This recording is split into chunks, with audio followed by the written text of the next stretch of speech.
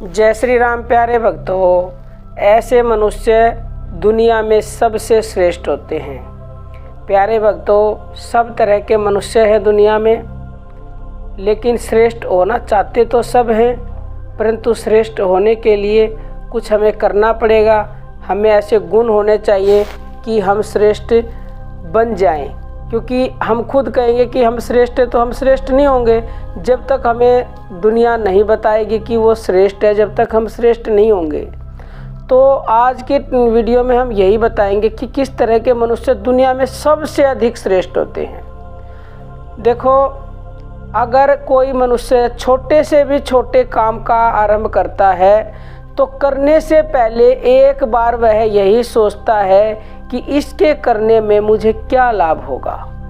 किसी लाभ का निश्चय करके ही वह कार्य में प्रवृत्त होता है। बिना प्रयोजन के वह एक कदम भी नहीं चलता। उसके मन में पग पग पर स्वार्थ की भावना भरी रहती है।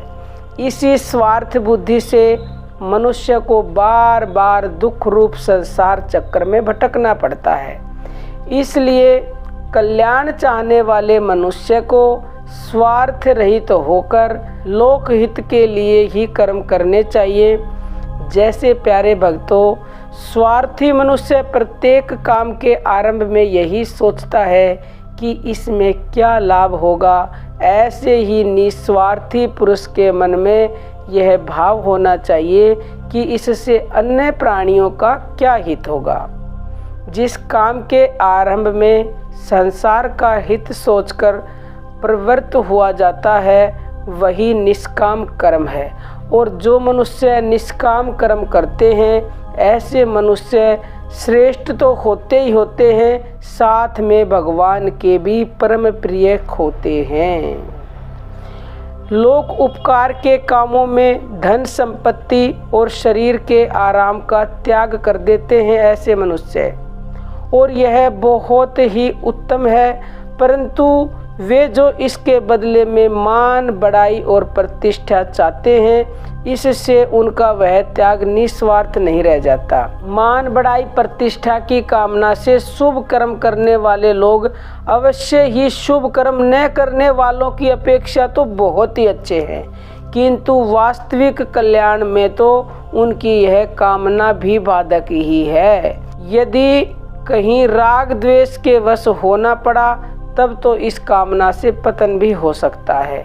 इसलिए वास्तविक हित चाहने वाले पुरुष को मान, बड़ाई, प्रतिष्ठा की इच्छा का भी स्वार्थ त्याग करके विशुद्ध निस्वार्थ भाव से ही लोकहित के लिए कर्म करने चाहिए।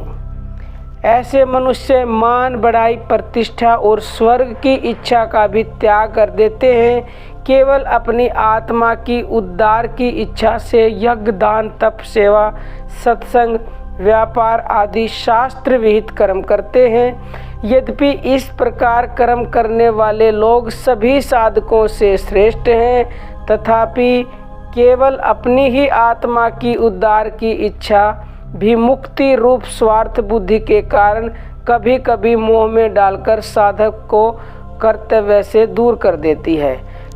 कहीं कहीं तो यह राग द्वेष को उत्पन्न करके साधक का पतन भी कर डालती है। इसलिए केवल अपने उद्धार की इच्छा न रखकर संपूर्ण प्राणियों के कल्याण के उद्देश्य से ही मनुष्य को शास्त्र विहित कर्मों में प्रवृत्त होना चाहिए।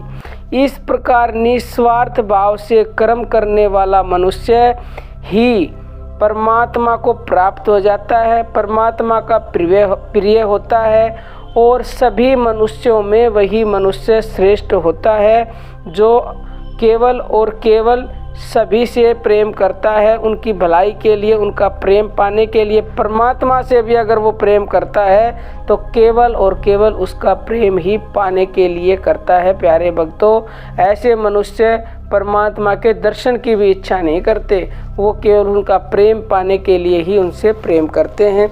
तो प्यारे भक्तों, अब हम अपनी वाणी को विराम देते हैं। जय श्री राम प्यारे भक्तों।